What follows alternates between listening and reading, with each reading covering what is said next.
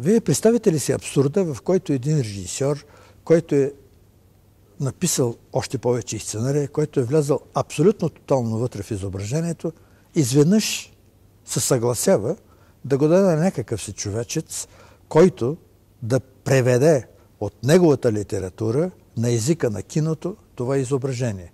Това е много страшно. Как ще се съгласи той? Може би това става по пътя на емоционалното привличане. Може би това е по онзи път, който ние не знаем как става привличането в любовта. Те му казват, тя нищо не струва. Той казва, как? Това е най-прекрасната. Аз се харесвам, аз си обичам. Не. Може би тук това е някаква такава химия. Аз поне съм работил с много различни режисьори. Всеки режисьор си има свой усет да подготви оператора. Няма да споменавам имена, защото са живи. Например, едни режисьори 3 месеца преди началото на снимките говорите, разказвате. Нищо за филма не си говорите, но лека по лека той те вкара в руслото на философията на филма.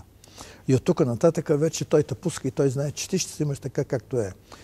Другият случай е режисьор, който не вярва на оператора и по цял ден виси на камерата и не знае точно какво иска да каже на оператора. Виси и гледа през камерата, какво искаш, кажи, аз ще го направя. И в такъв случай се получава следното положение. Значи режисьора казва на оператора, сега аз бих искал, ето тук, на този план, да така, оператора пуска камерата и гледа настрани. Друго искаш ли? Он чака, нали? Какво, нали искаше да снема с него това? И така режисьор е разсипан и ликвидиран от незаинтересуваност на оператора.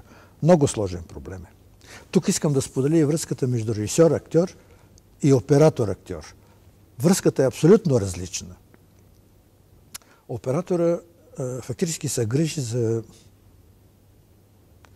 за емоционалния статус на актьора на терена. Той знае кога актьора или актрисата е в състояние годно да поеме тежката нагрузка на снимачния терен. Не всякога, както знаем, може да се подаде на фризури и прическа през 28 дена, нищо не става и така нататък.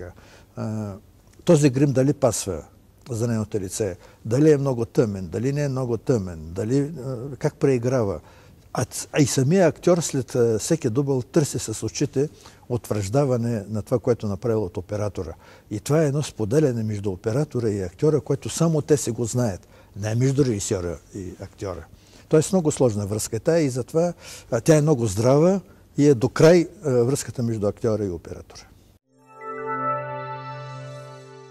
Невена Коконова нещо, това е дарование от Бога. Не би трябвало да гледаме нея като един обикновен актрис. Вярно, че тя е раждана на 12 декември, както и аз съм раждан на 12 декември. Тя ми е нещо като звезден брат. Жалко, че тя е една година по-голяма от мене.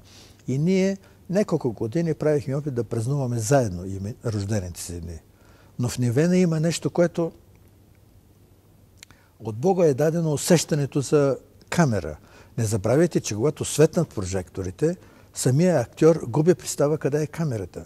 Той почва да се лута в мизасцена, който може би според режисьора е правилния, но при Невена няма такова нещо. Невена просто идва и казва, Христо, кажи къде е камерата и какво трябва да направя. И от тук нататък тя сама започва да се движи според прожектора. Сама е запомнила мизасцена. Това е нещо уникално, което не може да се разкаже с думи. Просто потресаещо. Аз си спомням, когато снимах първият цветен филм за Българска национална телевизия, това е музикалният филм "Не дразни животните". Това е един очарователен филм, много смешен филм, с режисьор Асен Траянов, първият цветен филм за БНТ. В главните роли бяха Невена Коконова и Климен Денчев. Ама какво говорите, бе? Това е такова очарование. Всички ние бяхме стъписали зад камерата и просто, не знам, да се смееш ли, да се радваш ли, жестоко просто.